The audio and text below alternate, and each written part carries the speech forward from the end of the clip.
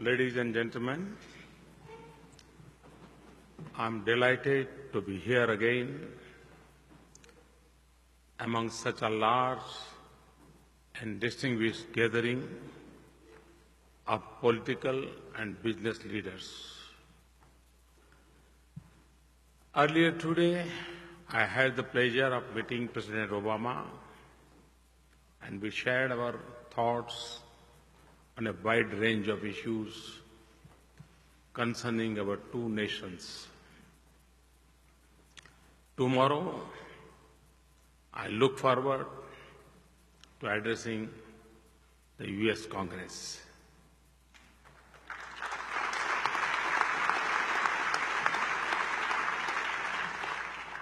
India's bilateral relationship with the United States is stronger than ever, and we both agreed that the future would be even brighter.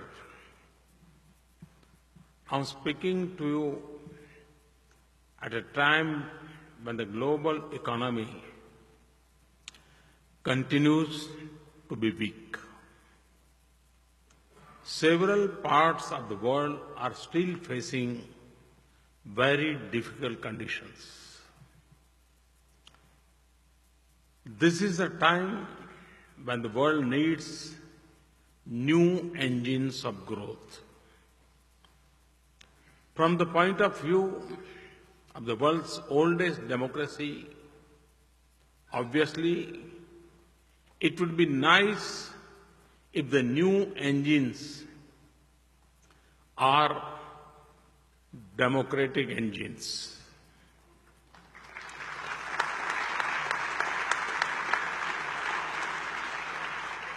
I'm happy to tell you that today India is poised to contribute as a new engine of global growth.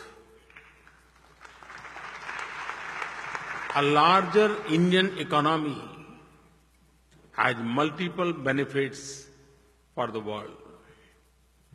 Obviously, India presents a large and growing market, but India is much more than a market. India is a reliable partner, a source of high-quality scientific, engineering and managerial talent, a crucible of development ideas and experiments, an efficient source of high-quality R&D, and a testimony that democracy and rapid growth can coexist. As India embarks on a new era of development, it needs to learn much from America's tradition of entrepreneurship and innovation. America remains at the forefront of scientific and technological innovation, from air traffic control to air quality improvement, from drugs to drones, from hybrid cars to hydrofracking. Indeed, to me, America is not just a country with a great past, it is a country with an exciting future.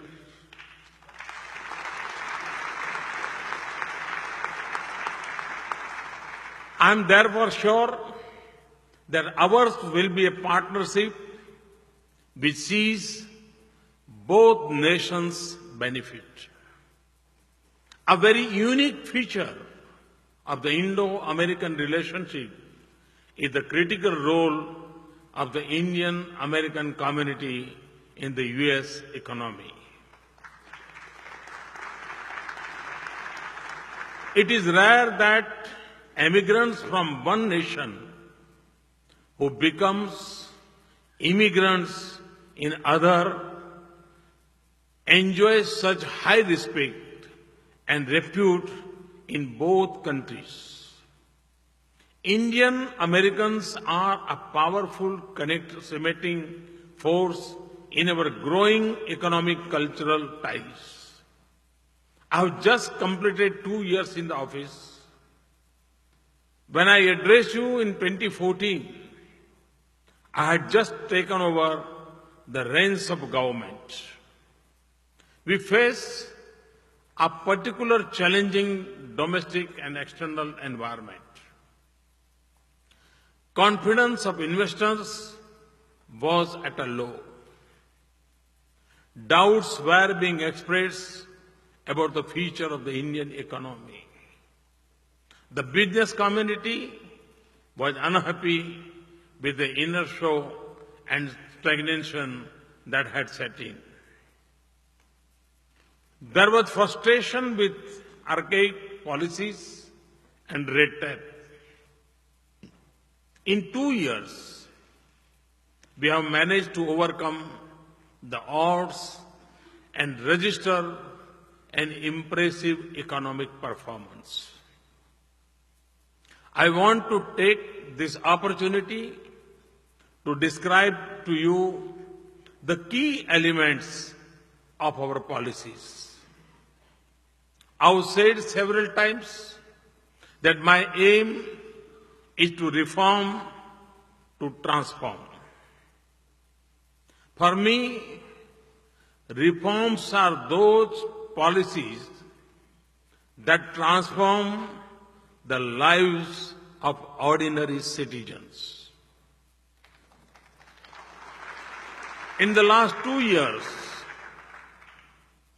we have taken a comprehensive package of reforms which go beyond more economic reforms.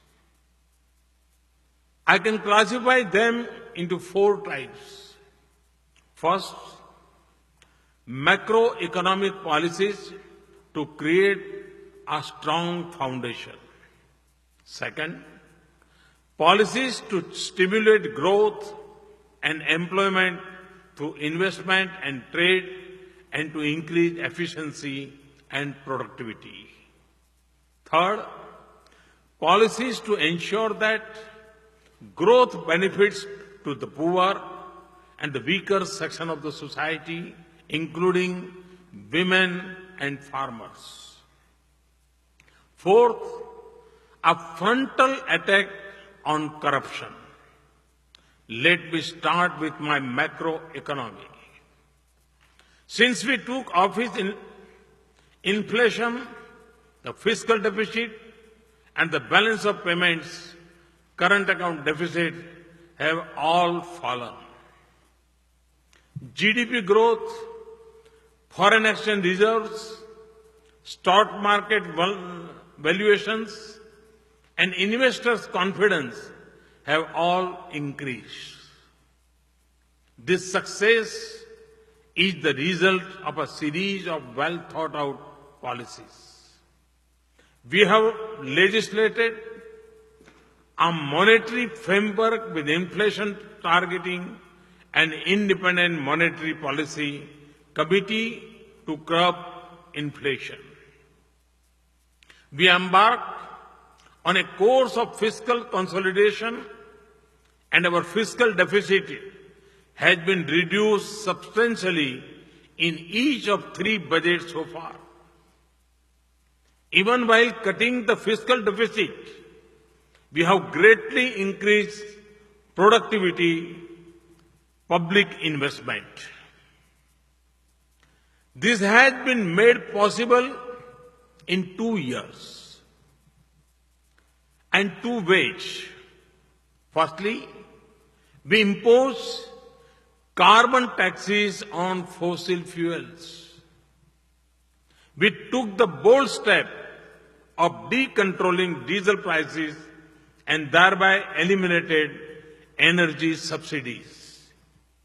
We then replaced them with taxes. A clean environment says per ton has been increased by 8 times. Globally, there is much talk of carbon taxes, but much of it is just that talk. we have actually acted.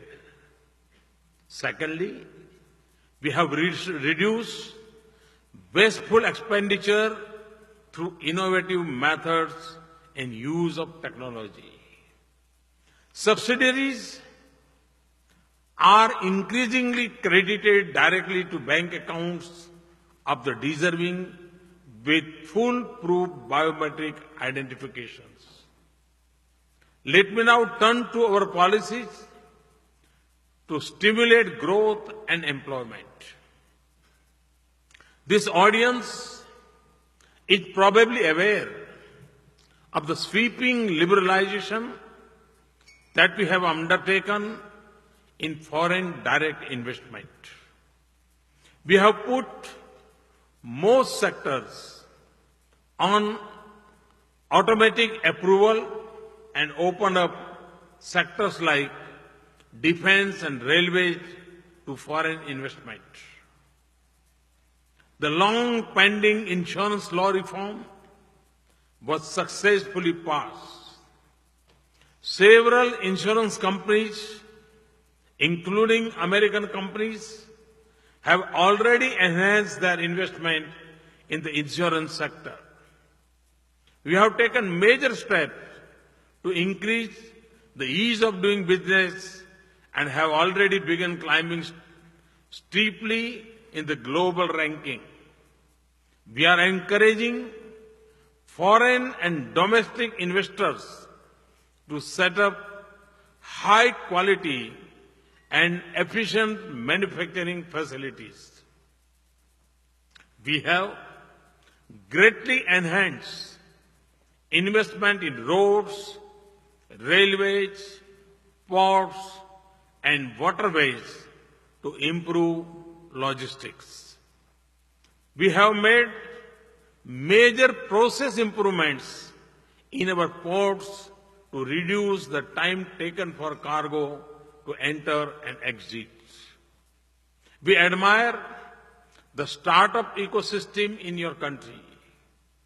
We are making a beginning in replicating it. Our Startup India program has stimulated a new breed of innovators. In 2016, Capgemini has ranked Bengaluru as the 5th most preferred location for innovation centers. It was not even in the top 10 in 2015. For our economy to succeed, we need a strong banking system.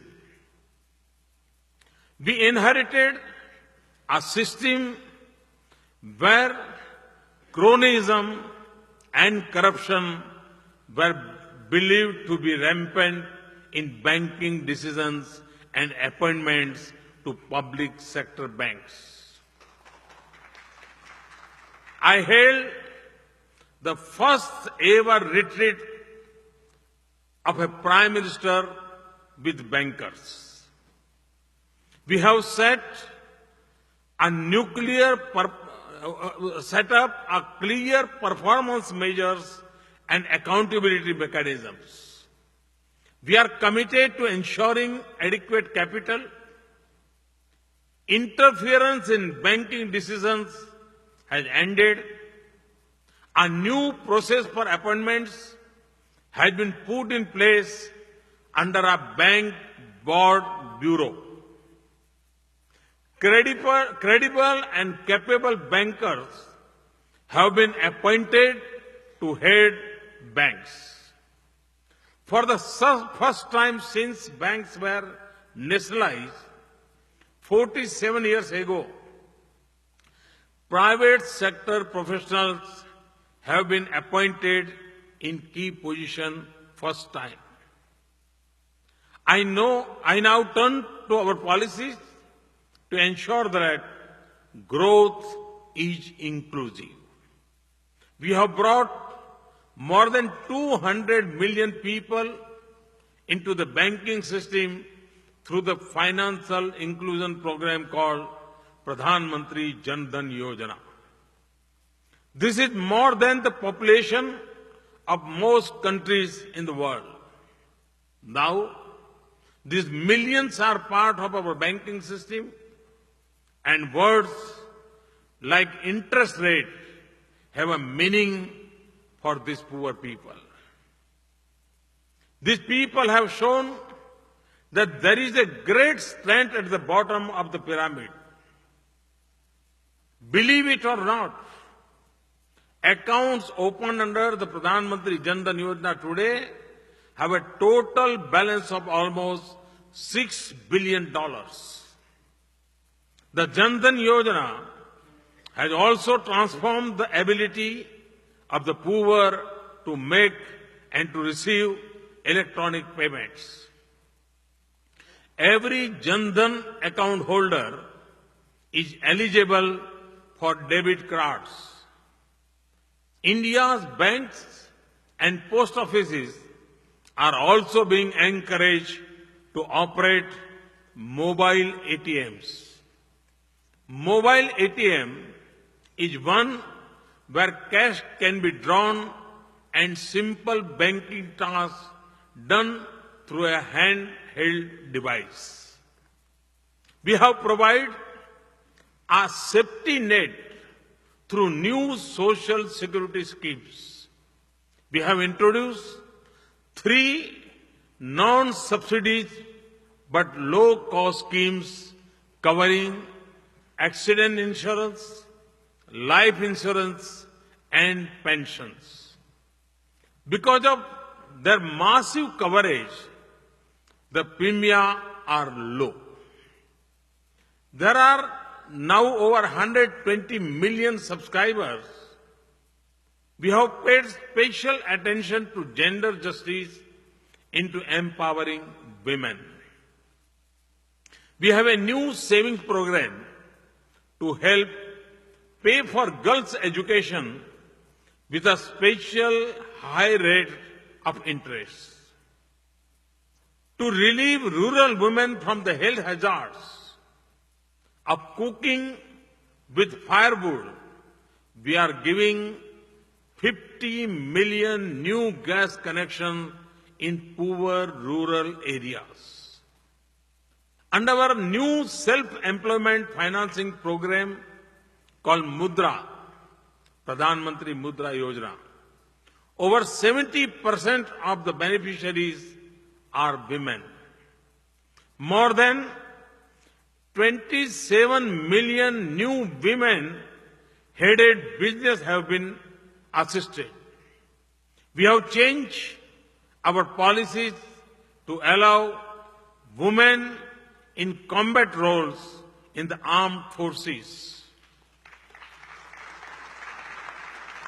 New rules are increasing the representation of women on corporate boards of directors.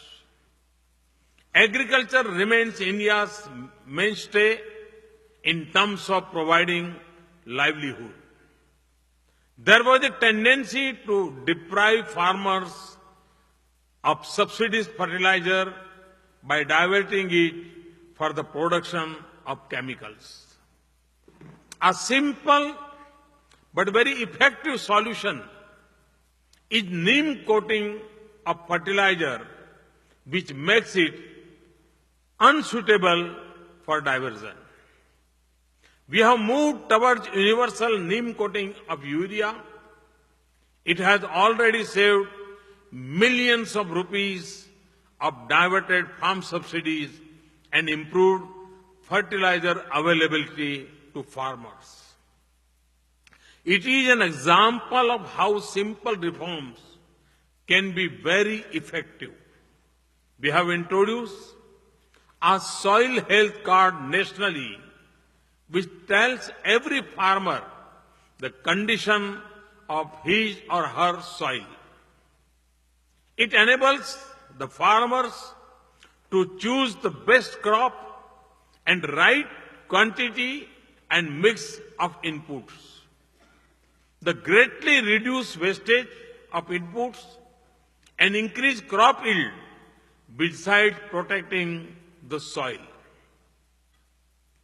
By reducing unnecessary chemical inputs.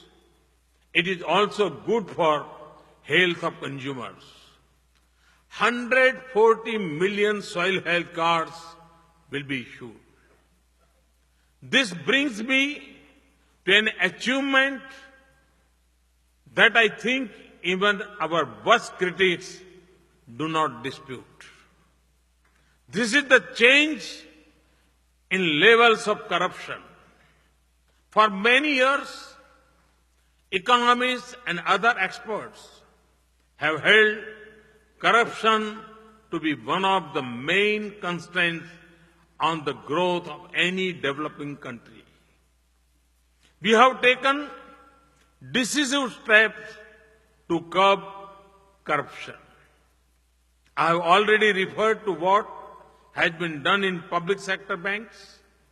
We removed discretion in allocation of key resources and moved to transparent auction of mines, spectrum, and FM radio licenses, and we have purged leakage through direct benefit transfer.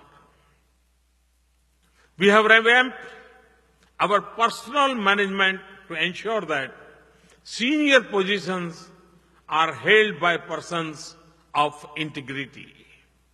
We have launched an ongoing campaign against tax evasion and black money. The poor are the greatest beneficiaries of the reduction in corruption. Looking to the future, let me outline what I see as the path we will follow in the coming years. Firstly, we will continue to have disciplined and prudent macroeconomic policies. I firmly believe that sound macroeconomic fundamentals are necessary foundation for long-term sustainable growth. Secondly, we will combine this with a continued stress on inclusion and equity. This is to ensure the fruits of development reach not to a few, not to many, but to all Indians. And this will also mean continuing our attack on corruption. Thirdly, we will continue to make progress on improving the investment climate and ease of doing business. We want to make India a destination which not only welcomes business, but where it is easy to do business. We have largely achieved the first by drastically liberalizing our foreign direct investment policies. We have made a good beginning on the second and will continue to make further improvements. We will continue to invest large sums to create a world-class infrastructure. We will continue to strengthen the Make in India initiative. It is not intended for any manufacturing for the domestic market or import substitutes. It is as much about making world-class products and service for the whole globe. That is why, for us, improvements towards free trade are important. It is very important for us that developed countries open their markets not only to goods from countries like India, but also to services. I see this as a win-win proposition for the US and for India. India is the future human resource powerhouse of the world with a young, hard-working population. In my vision, a partnership between American capital and innovation and Indian human resources and entrepreneurship can be very powerful.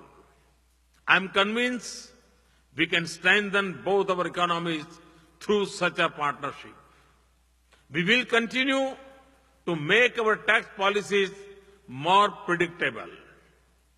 We have made major strides towards predictability by signing a number of advance pricing agreements with the United States. We are committed to taking this further. At the same time, like the US, we are cracking down on tax evasion and unfair tax avoidance. We will continue to provide strong protection to intellectual property rights in accordance with our newly announced policy. We will continue to open up our defense sector. I am aware that licensing policies can sometimes slow down the process of investing in India's defense sector. We are exploring a simpler and more efficient project licensing approach for defense. In the field of nuclear energy, we are purchasing 6 nuclear reactors from Westinghouse, which will mark a new era in our nuclear and scientific cooperation.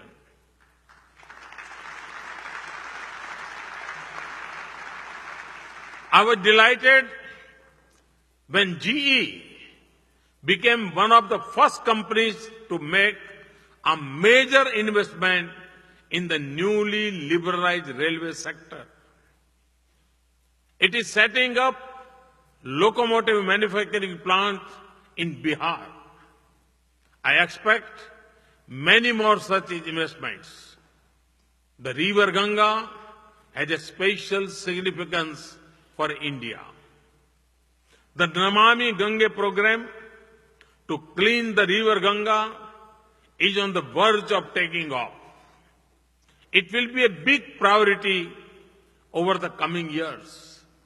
This project offers major opportunities for American companies with their expertise in environmental engineering, water and sewage treatment, and the like. This project is a high priority for my government, and our aim is to restore the Ganga to its pristine glory. Ladies and gentlemen, we have begun our journey towards a transformed India. A transformed India with 1/6 of humanity will mean a transformed world. The journey will be long, but the progress we have achieved so far convince me that we will reach our destination. I invite you to join us on this journey. It is a journey which offers the exciting possibility of not only building a better balance sheet of your company, but of building a better India, building a better America, and building a better world. Thank you very much. Thank you. Thank you.